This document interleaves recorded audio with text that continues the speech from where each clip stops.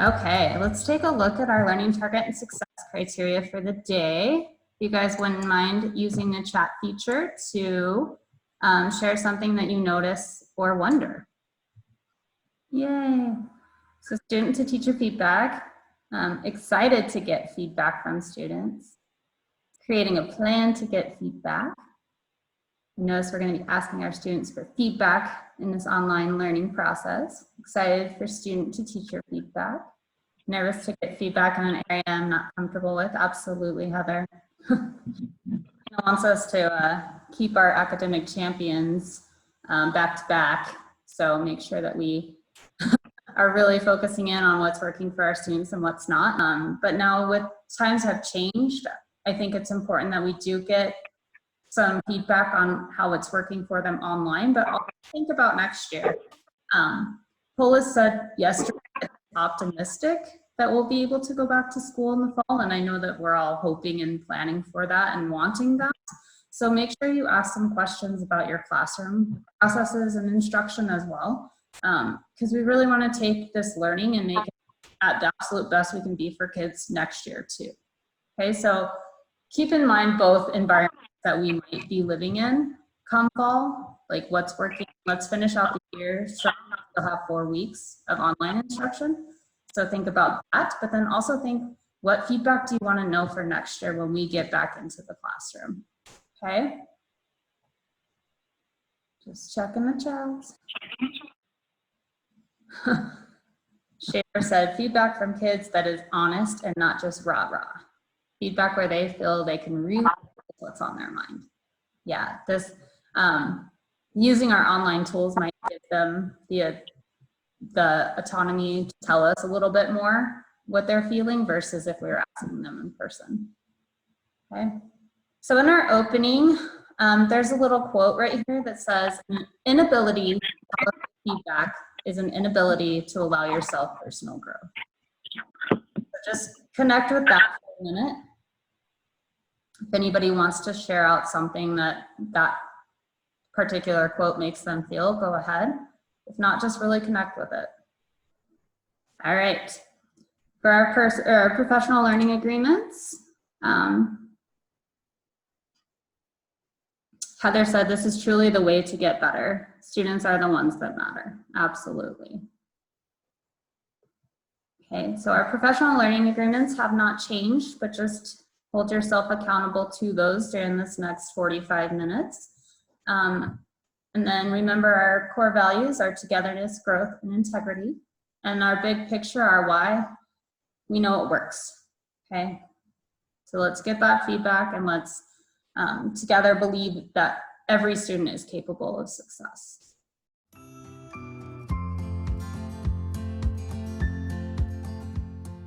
Hope that you all had an opportunity to get in and read that article.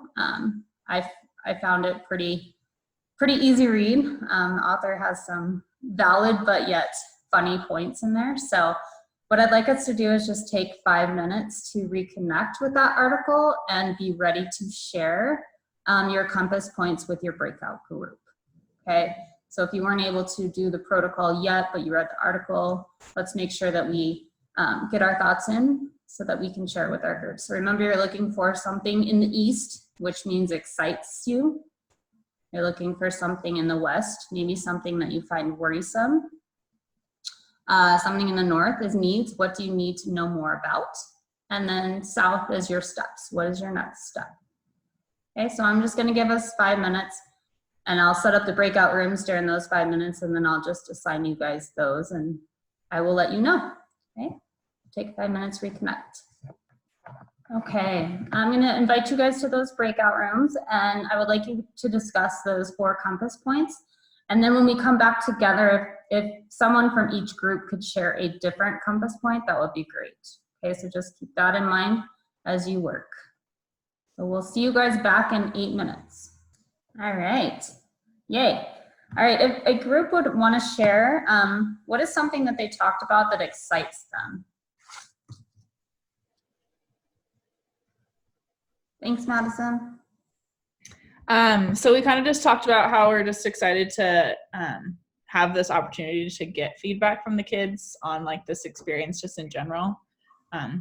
Because like we were saying before, it's really important to hear from them because we've been doing it in our classes this year. So we don't want to lose that feedback piece when it comes to the online stuff too. Absolutely. Yes, definitely. What about something that worries you guys? What do you find worrisome about this idea? Angela, thanks. I would like to share Heather Landon's ideas for the worries because it brought up a good point that I hadn't thought through. But she was discussing how something that we might find worrisome during this time in our teaching is that we might only hear feedback from those kids who are engaging in the work, because those are who are engaging in the work, and it might be harder to prompt those who are not engaging in the work to give us feedback when we're distance learning in this way. Absolutely. So be thoughtful about that. Robbie's going to lead us through our work time, and maybe she has some good ideas for that. But that is something to be thoughtful about. Maybe trying to reach out a little extra harder. I don't know if that's the right words, but for this particular week, and try to get that feedback from those kids that aren't necessarily engaging in content-related situations and learning experiences. Okay. Thanks, Heather and Angela, for sharing. What else do you need to know? What did you guys talk about for need to know? I can talk about that one. We talked a little bit about needing to know like more of like our expectations. I know we talked a lot about like not doing super new things for the kids and, you know, like throwing all this new stuff at them. And so like if we've never done a Flipgrid or a whatever the other one is, Padlet or whatever, you know, is it like okay to give those things a try and see if our kids are able to do them, or should we be sticking to kind of the things that we've already been doing in our class? Yeah, and that's totally what you guys feel comfortable with. Robbie's going to walk us through some different tools that we can use. And if you want to take that risk and try something new, please do. But if you want to stick to something you're comfortable with too. Sorry, guys. He's biting me now. Taylor, what did your group say? What was the consensus, or was there a consensus among the group? No, I think it was just like a common question. Like not that we're against it. It's just, you know, we just wanted to, we don't want to throw anything to our kids that's, they're like, oh my God, what is this? You know, and then you get 100 emails type thing. So I think we just want to balance and like, and the good thing is that I think that like throughout, like I know my pod specifically, I know Kimberly tries a bunch of things. So even if I haven't done a Flipgrid, maybe Kimberly has. So it's not necessarily new for all the kids, just might be new for me. To that end, Taylor, I definitely noticed that like they're way more stuck on solving equations or like doing the work than using the tools to do the work. So far, like the ease of use of the tools, like Flipgrid, for example, has been like a complete non-issue, and way more questions about like, how do I solve for density or whatever thing is happening. First of all, I'd like to say hi, Viv. Making an appearance. And yeah, I think Taylor and Lindsay, what you guys both just said, I would agree with. Or you have somebody on your team that's done Flipgrid. You've had somebody on your team that's experimented with different things, that those things would not be new to students. And so as long as the teacher, you're willing to take that on and learn it for yourself, I think that we can try those things with kids. Absolutely. And if you're ever uncomfortable leading it, invite me. I would love to lead one of these or make a screencast and scare the kids, share with your learners, or they're my learners too. So just, you know, always keep me in mind. Hey, did anyone have something for Robbie, if I can interrupt for 1 second, because it is scary to do this as the teacher, and I like crashed and burned last week super hard, but Robbie met me online for 15 minutes and like logged in as a student and went through a whole dress rehearsal with me, and then I was ready to go for the next one in a way that I couldn't have been just trying to like figure it out on my own or do it on my own. So not to add more to your already very full plate, Robbie, but like she's an amazing dress rehearsal partner or like sparring partner for stuff like this. Yes, she's a wonderful resource. Please use her. How about a next step? Could I maybe hear from Lindsay's group or Steph's group for that? I can share. Thanks, Steph. At the end of my 8th grade lessons every week, I've been leaving them a box to like leave feedback to me, like what did you like or what did you hate or what would you like to see in the future? And the kids have like, everybody that turns in work has been turning something in for that. And so I've been getting a lot of great feedback and they're very honest. So I just put to continue doing that and maybe use some of the things that the article talked about to help with that. Awesome. Thank you. Okay, Robbie, do you want to share your screen or take it from here? So what Joy asked me to do is to put together some of my favorite, or not even necessarily my favorite tools, but some of the tools that are fairly user-friendly on both sides. As the facilitator of learning, you would have to create these tools or put this work together before sharing it out with your learners. So Padlet is something that we have used in the past, and you'll see it becomes a virtual sticky board or sticky notes. And what I did was I took each of the questions that the article suggested, and I created a like almost an exemplar for you. Now, Joy will give more direction soon, but the expectation is not that you use all of the questions. So I think probably the best bet would be to spend 2 minutes or 3 minutes clicking through the different tools that I've offered here, and maybe looking. And Joy, do these guys have editing rights? Can they add their thoughts in the right-hand column? They do not have it, but I can definitely give it to them. Okay. Or- So, and how do you feel about that flow, Joy? If we give them 2 or 3 minutes just to kind of click through the different tools and then think about their own learners and what would work best for them. That sounds great. Absolutely. We really want this to be meaningful feedback to you. So you get to determine what platform you use and what platform or what questions you want to ask. Okay, so this time will just be time for you to talk it out with your peeps. Okay, I will get those rooms created and then we can go from there and just fill out, as you have those conversations, fill out your thoughts in that section of the agenda. Is there anything anybody decided on using or wanted to share with the whole group? I could share. Thanks, Maggie. So just one of my worries, if all of us are rolling out feedback and expecting to get feedback from kids, that it might be overwhelming to them if we're like asking them 5 questions from each of their classes. So I feel like focusing on one per content might be a good start to try to roll this out. That's definitely keep that in mind. I hadn't thought of that, so that's a great point, Maggie.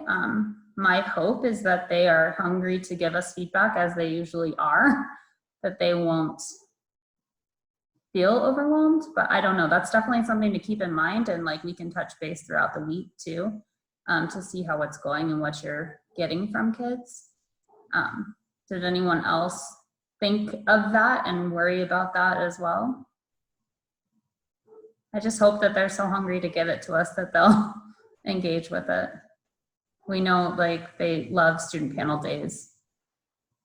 So I'm wondering too, because it had been brought up about like kids, like Robbie was saying that some of her kids doing flip grids or just at her own home are getting like tired of it. So I wonder if we gave them like different options in terms of how they gave the feedback, just like we differentiate our own lesson. Like maybe we give like a Google form or like a Padlet or a Google Doc, and then they can pick how they give us the feedback.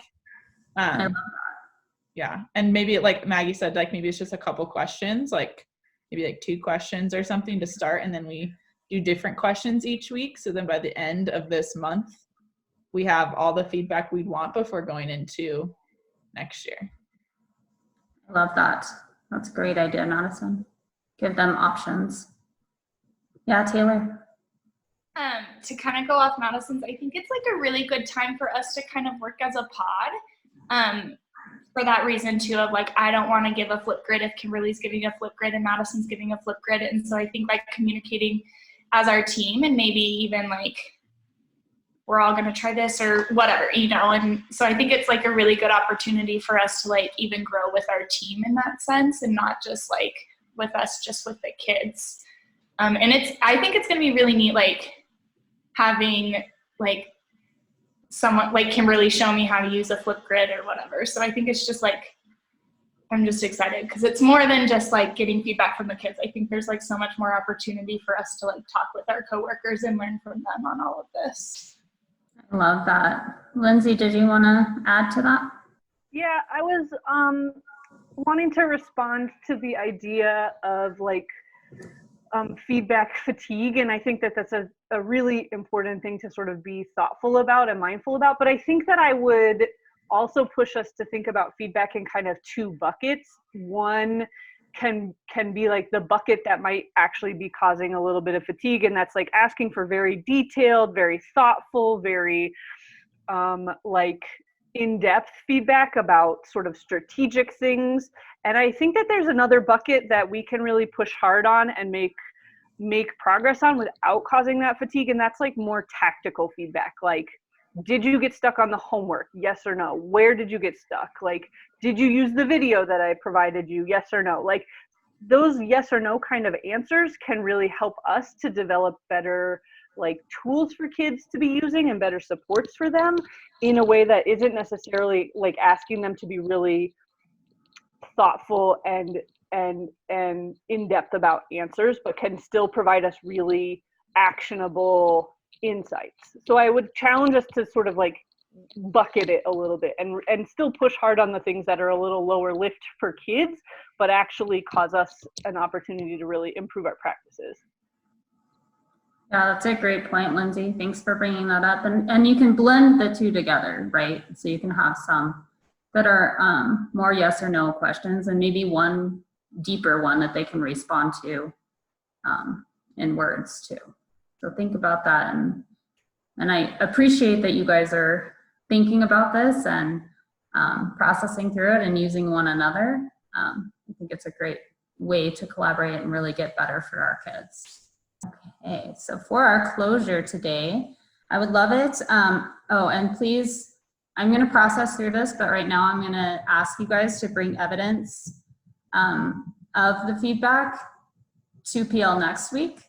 The reason I'm processing through that is if kids are feedback fatigued, I'm not sure how much evidence you will have to bring back, but I'll keep that in mind, and I'll keep talking with you guys and your team leads to kind of figure out if my plan for next week is still a good plan. Might have to be flexible on that, okay? For your closure though, please either answer one of the 2 questions on your closure in the chat feature. So how does today's learning change or enhance your thoughts and ideas about feedback?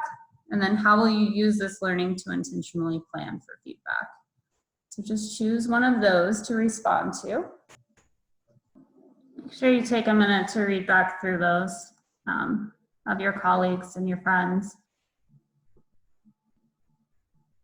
Like literally makes me want to cry because you guys are so thoughtful in your responses and how you're going to use your learning to move forward and make this learning experience the best that we possibly can for every kid. So I just want to thank you guys for that. Sorry, I'm going to cry now. Sorry, Joy. Angela, you really shifted something for me, because as I was considering getting feedback, and maybe this is some of my baggage from DPS, I worry that my feedback is critical and negative. But instead, if you allow learners to comment on how the others are thinking, you're really eliciting a much deeper conversation within your classroom. So I really like what you wrote, and you provided me with a nice aha. Thank you. Thank you, Robbie. All right, guys. Well, thank you so much for your participation and your thinking today and your learning. I really value this time, and I know it's different than what we're used to, but hopefully still meaningful and productive use of your time. So if you guys have feedback for me, you know I'm more than open to it.